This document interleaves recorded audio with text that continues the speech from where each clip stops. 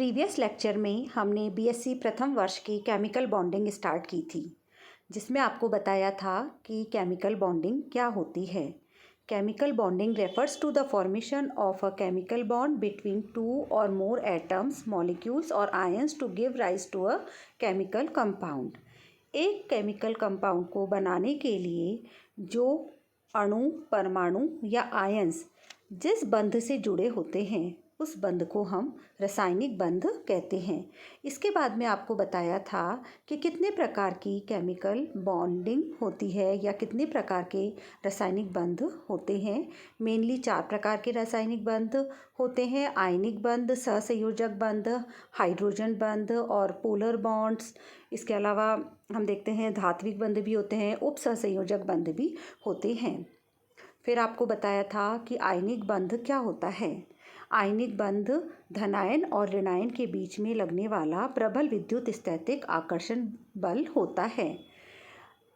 ये हमने देखा था कि पीरियोडिक टेबल में आपको बताया था कि फर्स्ट डे और सेकेंड डे मतलब एस ब्लॉक के एलिमेंट्स में धात्विक गुण होता है और ये इलेक्ट्रोपॉजिटिव एलिमेंट्स होते हैं जो कि 1 या 2 इलेक्ट्रॉन का त्याग करके धनायन में बदल जाते हैं।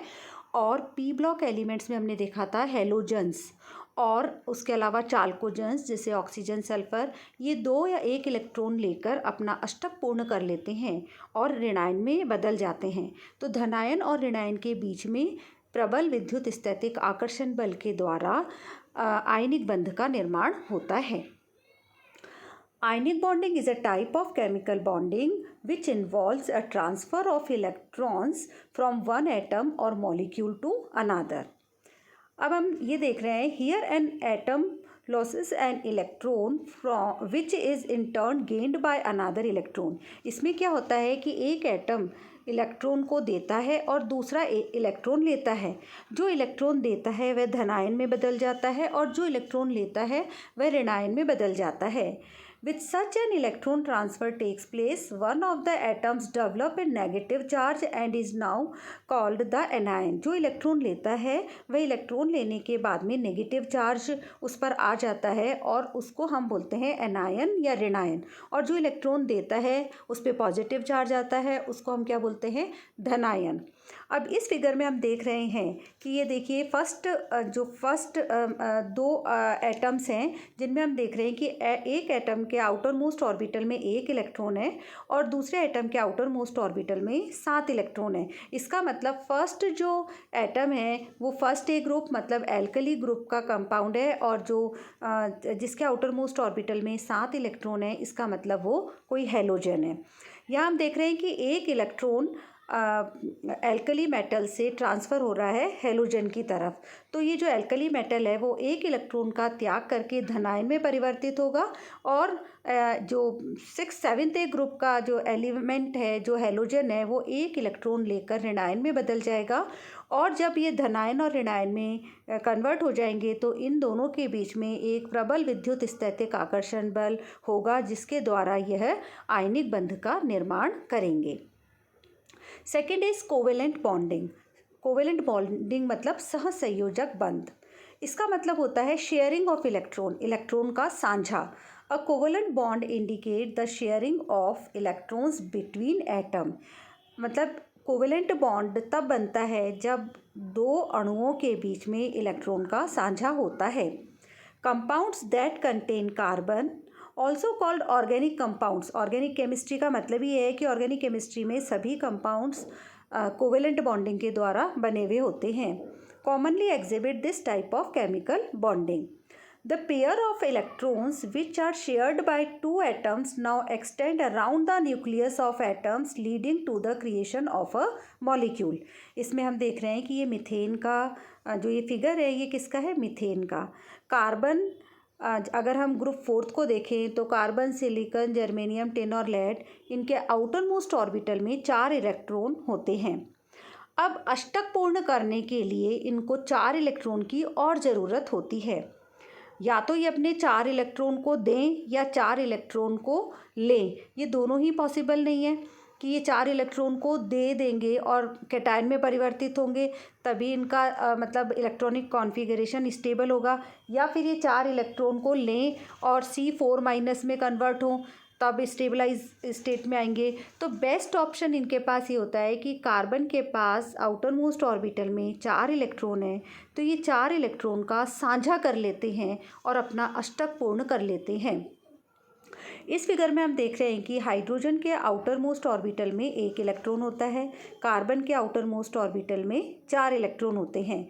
तो रेड कलर इंडिकेट कर रहा है इलेक्ट्रॉन्स फ्रॉम हाइड्रोजन और ब्लू कलर इंडिकेट कर रहा है इलेक्ट्रॉन फ्रॉम कार्बन। तो इस प्रकार से ये एक एक इलेक्ट्रॉन का साझा कर रहे हैं और CH4 का मतलब मीथेन का निर्माण हो रहा है, जिसमें हाइड्रोजन भी अपने स्टेबल इलेक्ट्रॉनिक कॉन्फ़िगरेशन में आ रहा है और कार्बन भी अपने स्टेबल कॉन्फ़िगरेशन में आ रहा है। इसका मतलब ये है कि क्या होता है सहसंयोजक बंध, किन्हीं दो परमाणुओं के मध्य शेयरिंग मतलब साझे के इलेक्ट्रॉन का वह जोड़ा जिस पर दोनों परमाणुओं का समान अधिकार हो, अर्थात जिसके द्वारा दोनों परमाणु परस्पर बंधे हुए हों, वह सहसंयोजक बंध कहलाता है। इसमें क्या होता है, एक सहसंयोजक बंध के निर्माण में भाग लेने वाले दोनों परमाणु इलेक्ट्रॉन का इस प्रकार से साझा करते हैं कि उस साझे के इलेक्ट्रॉन पर दोनों परमाणुओं का समान अधिकार होता है और इस प्रकार से ये परमाणु जो साझा करते हैं शेयर्ड इलेक्ट्रॉन के द्वारा ही अपनी निकटतम निष्क्रिय गैस का विन्यास, इनर्ट गैस का विन्यास प्राप्त कर लेते हैं। इसके बाद में हम देख रहे हैं पोलर कोवेलेंट बॉन्डिंग। पोलर का मतलब ध्रुवीय। अब जैसे कोवेलेंट बॉन्ड बना हाइड्रोजन हाइड्रोजन, तो हाइड्रोजन H2 में दोनों हाइड्रोजन के ही एटम्स हैं, तो जो जिनकी विद्युत ऋणता समान होती है वो नॉन पोलर कोवेलेंट बॉन्डिंग हुई। और जिनमें विद्युत ऋणता में अंतर पाया जाता है जैसे HCl में हम देख रहे हैं कि जो क्लोरीन का एटम है उसकी इलेक्ट्रोनेगेटिविटी हाइड्रोजन से बहुत ज़्यादा होती है। तो दोनों ने एक एक इलेक्ट्रॉन का साझा किया, लेकिन जो पेयर्ड इलेक्ट्रॉन है वो अधिक विद्युत ऋणात्मक एटम की तरफ ज़्यादा अट्रैक्ट होता है। तो HCl जो होगा वो होगा पोलर कोवेलेंट बॉन्ड। उसमें हम देखते हैं हाइड्रोजन के ऊपर स्लाइटली पॉजिटिव चार्ज आ जाता है और क्लोरीन के ऊपर स्लाइटली नेगेटिव चार्ज आ जाता है। इस प्रकार के बंध को हम पोलर कोवेलेंट बॉन्ड कहते हैं। Covalent bonds can either be polar और non polar in nature. In polar covalent chemical bonding, electrons are shared unequally. Since the more electronegative atom pulls the electron pair close to itself and away from the less electronegative atom, जैसे अभी मैंने आपको example के द्वारा समझाया था कि HCl में हम देख रहे हैं कि शेयर्ड इलेक्ट्रॉन पेयर में क्लोरीन की तरफ स्लाइटली नेगेटिव चार्ज आ रहा है क्योंकि वो इलेक्ट्रॉन को अपनी ओर ज़्यादा आकर्षित कर रहा है। Water is an example of such a polar molecule. इधर भी हम देख रहे हैं H2O का जो मॉलिक्यूल है, ऑक्सीजन की इलेक्ट्रोनेगेटिविटी हाइड्रोजन से ज़्यादा है, तो ऑक्सीजन के ऊपर स्लाइटली नेगेटिव चार्ज होगा और हाइड्रोजन के ऊपर स्लाइटली पॉजिटिव चार्ज होगा। A difference in charge arises in different areas of the atom due to the uneven spacing of the electrons between the atom. One end of the molecule tends to be partially positively charged and the other end tends to be partially negatively charged. मतलब जैसे H2O में देख लें, हम HCl में देख लें, जिनमें भी इस प्रकार की बंध पाए जाते हैं कोवेलेंट बॉन्ड जिनमें कि विद्युत ऋणात्मकता में डिफरेंस होता है, उसमें एक पर स्लाइटली नेगेटिव चार्ज होगा जिसकी विद्युत ऋणात्मकता ज़्यादा होगी और स्लाइटली पॉजिटिव चार्ज उस पर होगा जिसकी विद्युत ऋणात्मकता कंपैरेटिवली कम होगी। तो इस प्रकार के जो बंध होते हैं उसे हम पोलर कोवेलेंट बॉन्ड कहते हैं। अब आता है हाइड्रोजन बंध। हाइड्रोजन बंध का मतलब ये होता है जब दो विद्युत ऋणी परमाणु परस्पर हाइड्रोजन परमाणु के द्वारा जुड़े हों तो वह बंध हाइड्रोजन बंध कहलाता है। जैसे 11th-12th में भी पढ़ाते हैं कि H2O लिक्विड स्टेट में है लेकिन H2S नहीं। क्यों? क्योंकि H2S में हाइड्रोजन बंध नहीं पाया जाता और H2O में पाया जाता है। पानी H2O जो है वो द्रव अवस्था में क्यों होता है? Due to the presence of intermolecular hydrogen bonding. Hydrogen बंध के कारण ही जो पानी है H2O है वो द्रव अवस्था में होता है।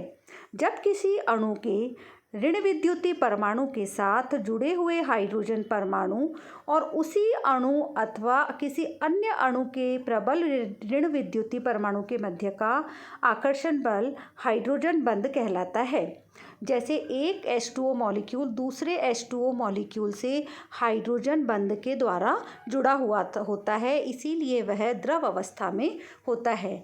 इस प्रकार का जो हाइड्रोजन बंध होता है, जैसे हाइड्रोजन बंध ऑक्सीजन फ्लोरीन मतलब ऑक्सीजन है, फ्लोरीन है और नाइट्रोजन है, मतलब प्रबल ऋण विद्युतीय जो मॉलिक्यूल्स होते हैं उनके बीच में ये बंध पाया जाता है।